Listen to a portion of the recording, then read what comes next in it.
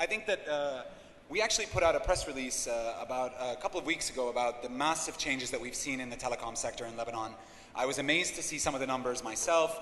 Something like 200,000 3G subscriptions in 2011, up to like 1.3 million 3G subscriptions today. The numbers are really impressive. So we had quite a heated discussion earlier in the morning about the role of the public sector in the first panel, the role of the public sector in stimulating startups and the startup ecosystem. What do you think should be the role of government, should be the role of the telecom ministry in facilitating this sector? I'm going to start by apologizing for everyone that I have a Council of Ministers very important session I have to attend. It's at 3:30, so I'm going to drive like crazy to get there, and we'll be leaving at 3:15 sharp. The role of the government should be first to put up a strategy to get the sector where it should go. And we have set the goal of making Lebanon a digital hub, the digital hub of the area. Of course, knowing where we started and where we have to get, it looks a little bit like a dream, but we are doing most of it, and most of it is already in the process of being done. It starts with the infrastructure, for sure. If we don't have the proper infrastructure, the proper speed, the proper capacity, both on mobile and fixed, there's no way we can do anything. So there are heavy investment that we have to do, and we are doing them. But it goes beyond that through an ecosystem, legislative environment, the proper legislative environment, proper market structure, and the proper tax incentive financing for the companies, the digital zones that we have created, the concept. All of this put together can get us there and is in the process of being executed. So let's talk about some of these plans, maybe a bit more concretely, right? We mentioned legislative, we mentioned the district. We saw the launch of Beirut Digital District recently. Are we going to see the launch of more districts? What's in store? Sure. There are many areas, companies in discussion with the ministry and that want to launch similar districts in various areas of Lebanon. And legislative, are you working with other departments in the government focused on things like this? Can you give us any concrete roadmap that you're working on? There is a decree that should be adopted soon for IDAL, in which the digital zones have a special mention and special dispositions. But the ecosystem is not only the digital zones. The ecosystem is the financing, and we have intensive discussion with the central bank. They are very positive about it to see how we can gear part of the huge deposits that are currently in the central bank towards the digital economy. There are the mobile app platform that we have asked both operators to prepare, and it's almost out, and they are very advanced. Also, this is part of the ecosystem to help young inventors, creators, startups to be able to sell their products and to have a business model, a viable business model.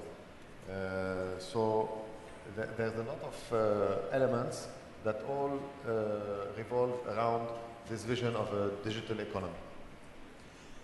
So we've said we have a vision, we have a roadmap. What kind of challenges, or what are the biggest challenges that you've experienced in the last year, or that you see facing you moving forward in building this digital ecosystem? Huge challenges. I mean, the Lebanese living in Lebanon know a little bit about how tough it is to take a decision in the current state of government in Lebanon. And even when a decision is being made, how tough it is to execute it. And a very abnormal situation exists where part of the administration is in rebellion towards the minister, and a lot of other obstacles. Maybe I won't go into detail, but the important thing is that in spite of all these problems, we are getting through, and things are happening. And I have a big team of young executives, all of them passionate about our goal, and we are being able, in this tough environment, with all the obstacles, of getting things done. And I'm optimistic that we will continue to do so and will deliver. We have already delivered, and will continue to deliver what remains to be done. So, if I understood correctly from you, then the main challenges that you see are really about politics, about getting all of the different parties aligned to one vision. We shouldn't get all the parties aligned to get something done, because then you're saying we can't do anything. I don't mean parties as in political parties, I mean parties as in groups of people. Okay, even groups of people, you can of course... stakeholders. The stakeholders. Stakeholders, no, that's the word I want. But that's not the issue. The stakeholders are all in line, they are all supportive. We have created a lot of consultation. They are all on board, and we are taking their opinion every step we take, and they're all backing us as in the ministry. Even I think the social media, the people who are active on social media are all behind us.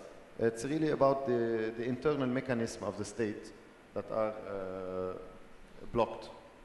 Okay. So when you take a decision, it doesn't mean that it's going to be executed, and so we have to fight tough battles to get it done. But I say again, I want to be optimistic, and there are reasons we have good reasons to be optimistic, because we have delivered and we'll keep on delivering. I'm not, but just to say that it's even more difficult than what it should be. So, speaking of social media, you've recently launched a number of initiatives that we saw in the video. Is Gino in the room? There you go. We have our winner of Lebanese Bloggers Reinvent the World. We have Be the Minister. Actually, Gino is one of our official bloggers as well, so we're excited to have you with us. Tell us a little bit about what compelled you to launch some of these initiatives, right? These are maybe a bit further away from what a Minister of Telecom traditionally might do. In the beginning, me and my team, and I always refer to my team because when we started, I brought these people who shouldn't be in the public administration, and everything in the public administration drives them away. But I convinced them, because we are militant in our state of mind, that we can do something, and that this is a great opportunity to try and change the country and make things happen. And I told them that each of them is a minister. I mean, I'm not the minister. We are 10, 15 ministers in the team. Each one of them holds a file, an important file. But when we started facing the challenges and making the battles, we were a little bit disconnected from the public opinion, because we were focused on the workshops, on the projects to get things done. And we noticed that all this huge effort that was taking place, this huge challenge that we were facing, and the success we were making were disconnected. The perception of the people was not there, and people didn't know the battles we were fighting, or the importance of the challenges for each individual in Lebanon, and especially the social media community. So we started communicating on social media, interacting with them, making them information available, telling them what were the challenges, what were the outcome of the battles and the progress being made. And Be the Minister was one of the idea in which to engage the young generation. We set a rule of 18 to 28 years old to be able to participate, and to win the competition you had to go through a series of questions. And when you go through the series of questions, you become aware of what's happening in the digital field and the telecommunication in Lebanon. And that was the objective. The objective was to have a maximum of people, young people, getting on board and going into a little bit into the details, and to witness what was happening. That's something serious, big leapfrog is happening, and this is all for the young generation. In fact, they are the ones benefiting from all these changes, and it worked. We had 15,000 people participating in the competition online, and 2,000 winners. I mean, they won the competition. They went through the question successfully, and 200 of them were drawn to be winners, and one of them got to be the minister for 24 hours. I was on his side. He was not on mine. He was a minister. So how was it like being not the minister? And great. And I can tell you that I dream of the moment I won't be a minister anymore, so that I can take 1 year off to rest. Maybe it'll be the prime minister. We were talking about the Be the Minister campaign, and you were saying that really this was outreach to youth. But is youth really the people that need to be reached out to? Isn't it maybe more the older generation? I mean, the youth are plugged into the need for the startup ecosystem, the need for social media. They're digital natives. How are we going to reach out to the people who are maybe more resistant, maybe who are the older generation? There is the age group issue, but there are also the issue of decision maker, non-decision makers. Great, and oftentimes the decision makers are of older generation. Right? True. But they are a very small group of people. So lobbying can take a lot of different forms. But I say, one, the most important thing is for us to share a common vision and a common belief that the last chance for Lebanese economy to actually be productive and stop the outflow of Lebanese brains and of the young generation and the lack of job creation in the Lebanese economic model has only one solution. It is the digital economy. Today, if you want to reverse the economic model of Lebanon and go to an agriculture model or an industry model, you need 10 years, you need 20 years, and it's not going to happen. In the digital economy, we can do that in 6 months, we can do that in 1 year, maximum 2 years. We can reverse the whole cycle and start producing value added, start producing application programs, job creation, attracting investment. Lebanese company that opened in other countries will come back to Lebanon. Foreign companies will use Lebanon as a base. And this model benefits all. It benefits the old generation, the new generation, the decision makers. Everybody will benefit from it. So we need to be convinced and sure of ourselves that this model can work, and that Lebanese have an edge on the other candidate for being the digital hub of the Middle East, because we have the brains, we have the creativity, the inventivity like no other people. And this I am sure of.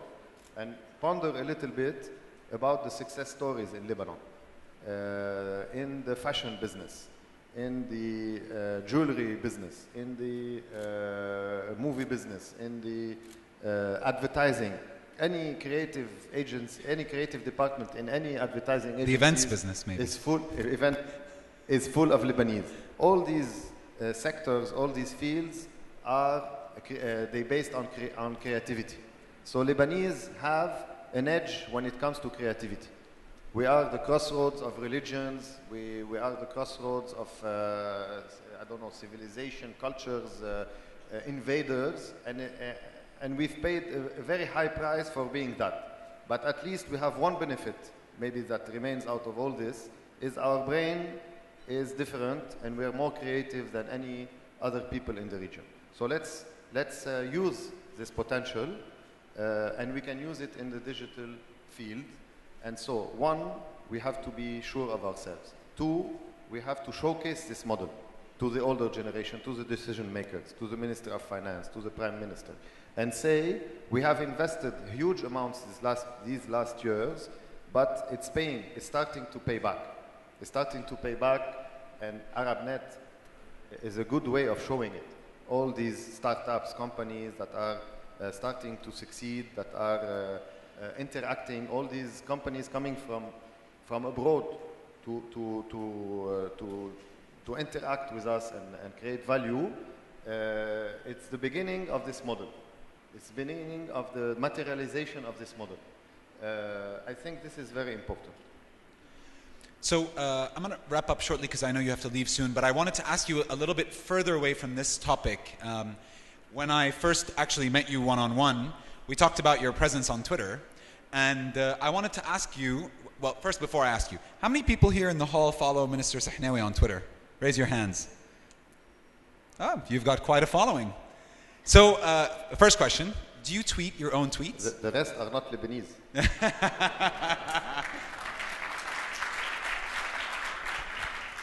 So, do you do your own tweeting? Sure. I have a great guy helping me. His name is Ralph On. He's not here today. Full of creativity, and from 12 in the evening to 1 o'clock we are together on WhatsApp on seeing how to challenge of the fans and the people who are following me, and we tweet together. I mean, I create the tweet, but he actually tweets it a lot of the times. And how has your use of Twitter changed over time, right? You started using it, maybe you were a bit hesitant, you weren't sure exactly. How has this changed also your interaction with citizens? There are two sides of tweets, two kind of tweets. There are the tweets that are complaints, people experiencing problems with their phones, with their internet, with their DSL, and it's just a complaint management process where I send their complaint to the proper department and get the feedback, and it's going very well. Usually they're very happy that the minister interacts with them and gets them a solution to their problems. But this is, it's no value added. And there are the tweets where you discuss with your friends, let's say on Twitter or on Facebook, and where you actually create, something comes out of this discussion. And part of it is telecommunication, but part of it is private. Part of it is the songs we like, the experiences we had, the books we read, the quotes, whatever, things we want to exchange. And this is really nice because when you get out of a day where you are full power and full time with 100,000 of issues and problems to solve and challenges to face, it's good to go back to your private space where you exchange your emotions and your things you like. So what's the most insightful interaction that you've had via Twitter? I don't remember. Okay. I can look for it. Okay, give us one really interesting, engaging, or insightful. Someone told you something, you were like, yes, you are totally right. I'm going to change something the way I do things, or I'm gonna call these people up to try to change how this is run. I know maybe I'm putting you on the spot. It's okay. You can tweet about it later if you want. I'll tweet about it, but okay, we'll retweet you on that one. Okay, I think it is just about 3:10, so we'll wrap up. If you guys have questions for Minister Sehnaoui, one or two questions. Sure. 5 minutes. Great. So we'll take one or two questions from the audience then. Questions. Hi, my name's Oliver. I'm from Reuters News Agency. I wanted to ask about the privatization of the telecom sector. I know that telecoms represents the second biggest amount of income for the government after taxes. Is there any way that we can get past this and help privatize some of the industry, which would make it more efficient?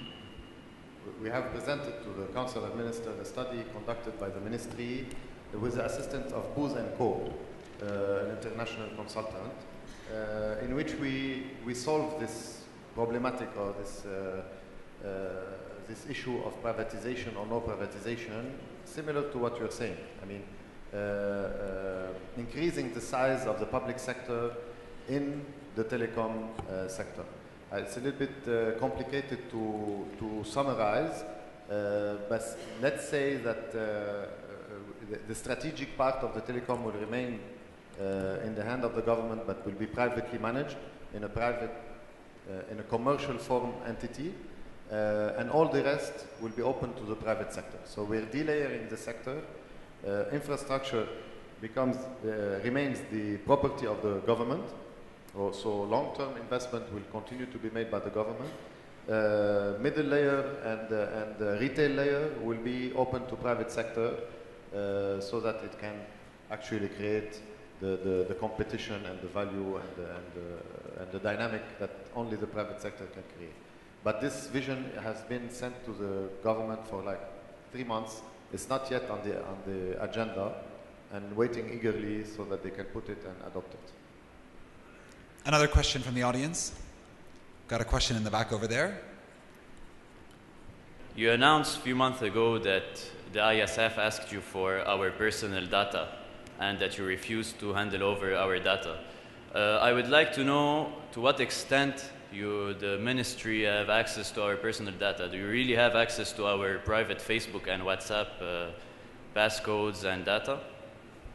The request of the ISF at that time came into multi-form, from the BB, the BlackBerry pin code, to the webmail passwords, to the content of the SMS, to the data call or IP movement. And you know that opposite to the phone calls, where when you call someone, you don't have a content. You have A called B or B called A, but you don't know anything about B content or A content. In the websites, it's not like that. If you know A went to B, B is a content. You just go to B and you see the content of B. So the traffic of the IP was in itself an intrusion into the content. Also the chatting sessions, the voice over IP sessions, all this was asked by the ISF. Whether this allows them to get Facebook password, I don't know, really. But the level of intrusion of the request as it came with all these forms I'm telling you about was 100% intrusion into our internet activity. So now I stopped it, and it's still stopped. I never delivered it. So now only the ministry have intrusion on our personal life, but not the ISF. Thanks. Sorry. Well, sorry, I didn't get it. Can you? He said only the ministry has intrusion, but I would venture to say also that Google reads all your emails. Why the ministry has intrusion? Sorry. Why the ministry has intrusion? You're saying you have access to this data, but didn't handle it over to the ISF. But I would like to thank you for that, but I'm also afraid of the ministry having access. No, not the ministry. There's something wrong in the assumption you're making. If the American government asked Google to give any traffic data information, what you searched yesterday, that doesn't mean that the American government had it. It's authorizing the security agency to get it. This is exactly what was happening. I didn't accept to go and force whomever has it to give it to them. That doesn't mean I have it. I don't have it. We don't have it at the ministry. Okay, thanks.